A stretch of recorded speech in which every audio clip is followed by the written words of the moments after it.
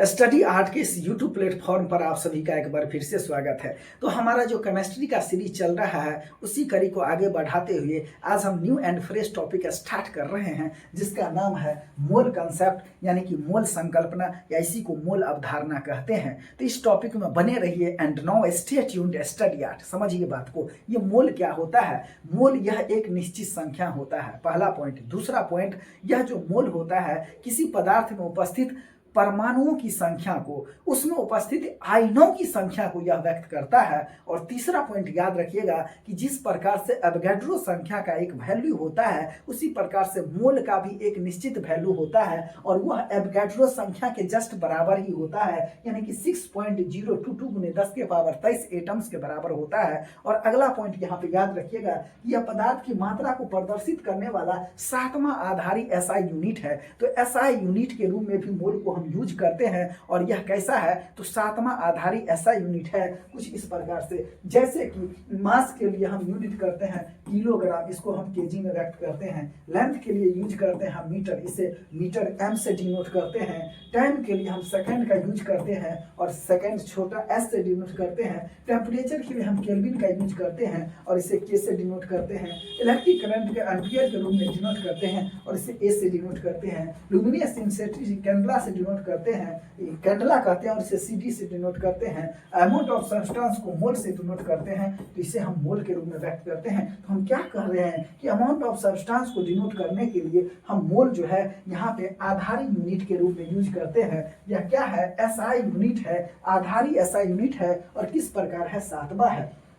तो मोल से संबंधित आपको बात याद रखना है। पहला पॉइंट कि यह एक क्या है, तो मोल एक संख्या है। दूसरा पॉइंट, किसी पदार्थ में उपस्थित यह परमाणु तथा आयनों की संख्या को व्यक्त करता है, इसका मान फिक्स होता है। और ये क्या फिक्स होता है, तो जो एवोगैड्रो नंबर है, जैसे कि 6.022 गुने 10 के पावर 23, यह ठीक इसके बराबर होता है। और यह पदार्थ की मात्रा को प्रदर्शित करने वाला 7वां आधारी ऐसा यूनिट है। और क्या है, तो यह मोल है। क्या है यह, तो मोल है। तो याद रखिएगा, जैसे मास के लिए हम किलोग्राम से डिनोट करते हैं, लेंथ के लिए मीटर से, टाइम के लिए हम सेकंड से, टेम्परेचर के लिए केल्विन से, इलेक्ट्रिक करंट के लिए एम्पियर से, लुमिनियस इंटेंसिटी के लिए कैंडला या सीडी से, अमाउंट ऑफ सब्सटेंस के लिए हम डिनोट किससे करेंगे, तो मोल से डिनोट करेंगे। और यह क्या है, तो ऐसा यूनिट के रूप में इसे हम यूज करते हैं। आइए नेक्स्ट कंसेप्ट है यहाँ पे मोलिकुलर वेट। क्या है, मोलिकुलर वेट। तो मोलिकुलर वेट हम किसे कहेंगे, किसी यौगिक के सभी परमाणु के भार के योग को हम क्या कहेंगे, तो यहाँ पे हम मोलिकुलर वेट कहेंगे। जैसे कि हमने आपको समझाया था कंपाउंड। कंपाउंड क्या होता है, जहाँ पे कि दो परमाणु आपस में मिल जाते हैं वहीं पे कंपाउंड का फॉर्मेशन होता है। जैसे कि दो अणु मिल जाए या दो परमाणु मिल जाए तो वहाँ पे क्या होता है, कंपाउंड बनता है। जैसे जैसे हाइड्रोजन का हम बात करें तो हाइड्रोजन में हम देखते हैं कि यहाँ अगर हाइड्रोजन का एटॉमिक वेट का बात करें तो याद रखिएगा इसका 1 होता है और ये संख्या में कितना है, 2 है। तो इसका जो अनुभार होगा, मोलिकुलर वेट होगा, वो 2 होगा। उसी प्रकार से H2O का अगर हम बात करें तो देखिए यहाँ पे हाइड्रोजन का जो है एटॉमिक वेट वो कितना हो जाए, 1, संख्या में है 2, तो यहाँ पे 1 गुने 2 प्लस ऑक्सीजन। ऑक्सीजन का कितना होता है, 16। ऑक्सीजन का एटॉमिक वेट कितना होता है, 16। तो ये क्या हो जाएगा, 16 प्लस 2, ये हो जाएगा आपका 18। उसी प्रकार से हम CO2 का बात करें तो कार्बन डाइऑक्साइड का बात करें तो देखिए कार्बन का कितना होता है, कार्बन का आपका हो जाएगा 12 और प्लस ऑक्सीजन का कितना होता है, 16 दूना 32। तो याद रखिएगा 32 और 12 क्या हो जाएगा, 44 हो जाएगा। 32 12 44। इसी प्रकार से कैल्शियम कार्बोनेट का बात करें तो कैल्शियम का कितना होता है, 40 होता है। प्लस कार्बन का कितना होता है, 12 होता है। प्लस O3 यानी कि 16 32 16 48 16 48। अब इसको हम जोड़ेंगे तो 8 2 10 और फिर यहाँ पे हो जाएगा 5 और 1 6 और 4 10। तो यहाँ पे 100 हो गया। तो ये सभी क्या है, ये सभी मोलिकुलर वेट है। क्या है, ये सभी मोलिकुलर वेट है। यह सभी मोलिकुलर वेट है। ये सभी क्या है, मोलिकुलर वेट है। हमने क्या कहा कि किसी कंपाउंड के सभी परमाणुओं के भार का योग को हम क्या कहेंगे, मोलिकुलर वेट कहेंगे। तो हाइड्रोजन का मोलिकुलर वेट 2 आया। H2O का यानी जल का मोलिकुलर वेट कितना आया, 18 आया।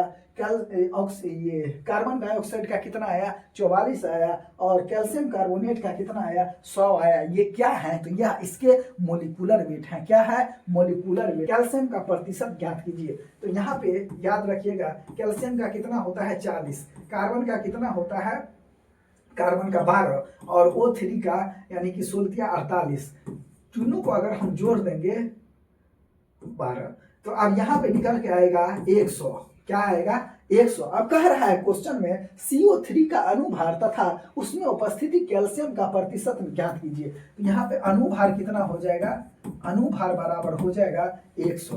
कितना हो गया 100, निकाल के दिखाए थे। यहाँ भी हमने इसका अनुभार ही निकाला था। कैल्शियम कार्बोनेट का अनुभार हमने 100 निकाला है, कैल्शियम का 40, कार्बन का 12 और O3 3 है तो 48, 48 जोड़ देंगे तो 100 हो जाएगा। ये अनुभार इसका निकल गया।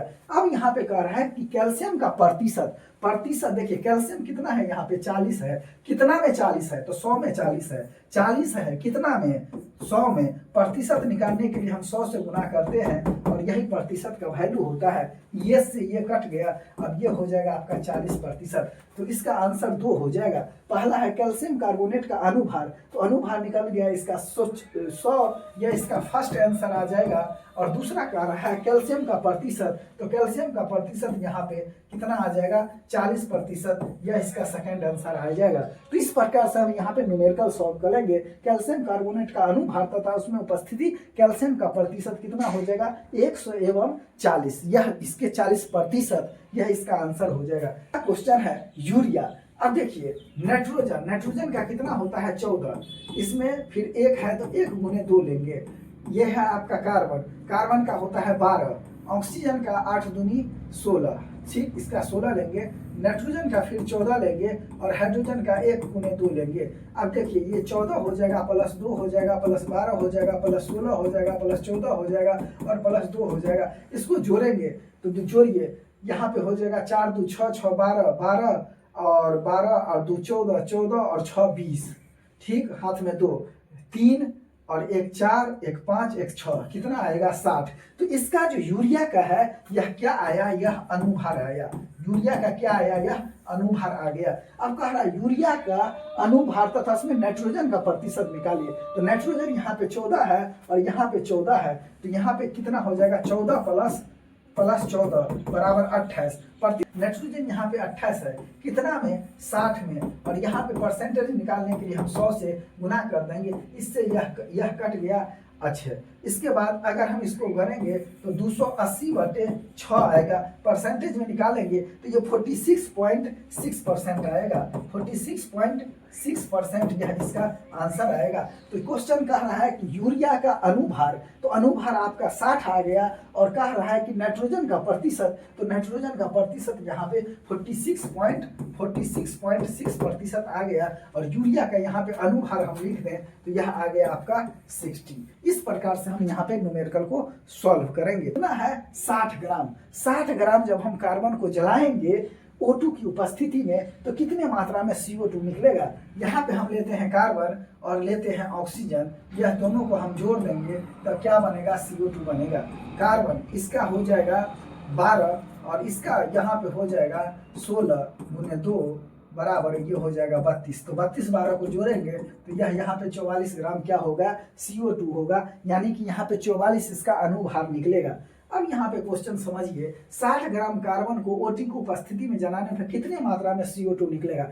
अब देखिए यहाँ पे पहले हम अगर 12 ग्राम कार्बन को जलाते हैं तो यहाँ पे CO2 कितना निकलता है 44 ग्राम CO2 निकलता है। 1 ग्राम को जलाएंगे तो 44/12 ग्राम यहाँ पे CO2 निकलेगा। जब हम 60 ग्राम को जलाएंगे तो यहाँ पे कितना होगा 44/12 गुने 60, यानी कि 12 पंचे 60, तो 44 गुने हम 5 करेंगे तो 5 चौक 20 और 4 पंचे 20 2 22, ये 220 ग्राम यहाँ पे क्या हो जाएगा, ये यहाँ पे 220 ग्राम CO2 निकलेगा। इसी प्रकार के क्वेश्चन आपको देखने को एग्जाम में मिलेगा। जो भी कंपटीशन का तैयारी कर रहे हो इस तरह के क्वेश्चन भरपूर एग्जाम में देखने को मिलता है। वाष्प घनत्व, अब हम वेपर डेंसिटी के बारे में पढ़ रहे हैं। देखिए वाष्प घनत्व क्या होता है, जब हम अनुभार को 2 से भागा दे देंगे तो वाष्प घनत्व निकल के आएगा।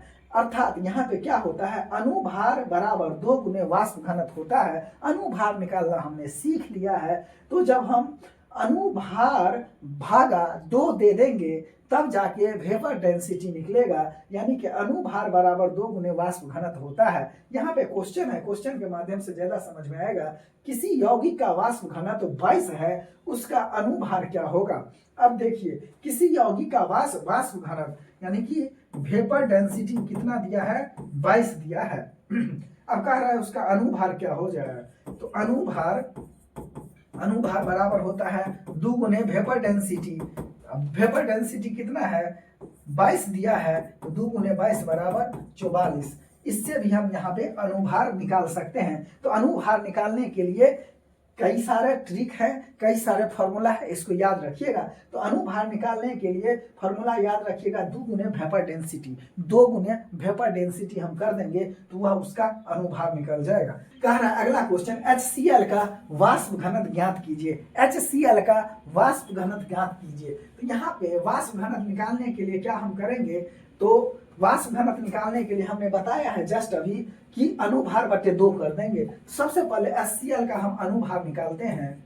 अनुभार HCl का देखिए, यहाँ पे हाइड्रोजन का 1 और क्लोरीन का होता है 35.5 बराबर 36.5 हो जाएगा। ठीक, अच्छा, वेपर डेंसिटी बराबर क्या होता है, अनुभार बटे 2। अब देखिए 36.5 बटे 2 कर देंगे तो यह हो जाएगा 18.25। यह इसका क्या हो जाएगा, यह इसका वेपर डेंसिटी होगा। 18.25 क्या होगा, इसका वेपर डेंसिटी होगा। मोल अब हम मात्रा के रूप में देखते हैं, अर्थात जब मोल पदार्थ की मात्रा को दिखाता है तो इसके कई सारे फॉर्मूला होते हैं। जैसे मोल बराबर पदार्थ का दिया गया द्रव्यमान बटे अनुभार। अनुभार निकालना हमने सीख लिया है, तो मोल का यहाँ पे 3 फॉर्मूला हम यूज करेंगे। 3 प्रकार से मोल को हम देखेंगे और पढ़ेंगे। पहला, मोल बराबर पदार्थ का दिया गया द्रव्यमान बटे अनुभार। तो पदार्थ का दिया गया द्रव्यमान बटे अनुभार की सहायता से हम मोल निकालेंगे। 1 मोल बराबर 22.4 लीटर होगा, 22.4 लीटर। और तीसरा, 1 मोल बराबर जो एवोगाड्रो नंबर हमने बोला था 6.022 गुने 10 के पावर 23 एटम्स, 6.022 गुने 10 टू दी पावर 23 एटम्स, इसके बराबर 1 मोल होगा। तो 3 फार्मूला याद रखना है। 1 मोल बराबर पदार्थ का दिया गया द्रव्यमान बटे अनुभार, दूसरा 1 मोल बराबर 22.4 लीटर, और तीसरा 1 मोल बराबर 6.022 गुने 10 के पावर 23 एटम्स। देखिए यहाँ पे कुछ क्वेश्चन दिया हुआ है, कह रहा है 88 ग्राम CO2 में कितने मोल होंगे। 88 ग्राम CO2 में कितने मोल होंगे, देखिएगा यहाँ पे सबसे पहले अनुभार निकालिए। CO2 का अनुभार निकालिए तो कार्बन का कितना होता है 12 प्लस ऑक्सीजन का कितना होता है 16 गुना 32, ये कितना हो जाएगा, इसका अनुभार 44 हो जाएगा। अच्छे, अब यहाँ पे देखिए मात्रा कितना दिया हुआ है, तो यह 88 ग्राम दिया हुआ है बटे 44 हम कर देंगे तो यह कितना आ जाएगा, 2 मोल आ जाएगा, 2 मोल हो जाएगा। यही हमने बताया था कि पदार्थ का दिया गया द्रव्यमान यहाँ पे कितना है 88 ग्राम, द्रव्यमान क्या है 88 ग्राम। अब मोल की संख्या निकालने के लिए दिया गया द्रव्यमान बटे अनुभार CO2 का हम निकाल लिए, आया 44। तो इस प्रकार से हमको इतना 2 मोल निकल के इसका आंसर आ गया। अर्थात CO2 में मोल की संख्या कितना होगा, 88 ग्राम CO2 में मोल की संख्या 2 होगा। नेक्स्ट क्वेश्चन की ओर अब चलते हैं। 10 लीटर विलियन में 45 ग्राम ग्लूकोज मिला है, मोल कितना होगा। सबसे पहले ग्लूकोज का फॉर्मूला होता है C6H12O6। अब इसका हम मोलिकुलर वेट निकालते हैं, मोलिकुलर वेट अनुभार अगर हम निकालते हैं तो यह क्या हो जाएगा, कार्बन का 12 72 प्लस यह हो जाएगा 12 प्लस यह हो जाएगा ये हो जाएगा 16 96। अब इसको हम अगर निकालेंगे तो 6 2 10 जीरो हो जाएगा, 6 4 10 और ये हो जाएगा 10 और 1 11 और 7 18, ये कितना हो जाएगा। एक मोल निकालने के लिए फॉर्मूला हमने बताया था, क्या है, मोल निकालने के लिए पदार्थ का दिया गया द्रव्यमान बटे अनुभार। तो पदार्थ का दिया गया द्रव्यमान कितना है यहाँ पे 45 ग्राम, तो 45 बटे हम 180 करेंगे, इसको हम काटा पीटी करेंगे तो यह आपका आ जाएगा आपका आ जाएगा 9, 9 दूना 18 और 9 पचे 45, 9 दूना 18, 9 पचे 5 चौक 20, यानी कि 1/4 बराबर 0.25 यह आएगा मोल। यहाँ पे 0.25 या इतना मोल हो जाएगा। तो 10 लीटर में 45 ग्राम ग्लूकोज मिलाने पर मोल की संख्या कितना होगा, यह हो जाएगा 0.25। अगला क्वेश्चन कह रहा है 8 ग्राम O2 गैस का आयतन एनटीपी पर क्या होगा। तो सबसे पहले O2 का अगर हम निकालेंगे ये अनुभार, तो अनुभार कितना हो जाएगा, ऑक्सीजन का अनुभार होता है 16 गुने 2 बराबर 32, ठीक। और 8 ग्राम है तो ये कितना हो जाएगा 8 ग्राम। तो ऊपर में द्रव्यमान लिखते हैं और नीचा में ये लिखते हैं अनुभार लिखते हैं, तो यानी 1/4, 8 चौक 32, यह क्या आएगा 0.25 आ जाएगा। अब एनटीपी पर निकालना है, तो एनटीपी पर निकालने के लिए normal temperature pressure, normal temperature pressure इसको हम कहते हैं। वॉल्यूम बराबर क्या होता है, वॉल्यूम बराबर होता है नंबर ऑफ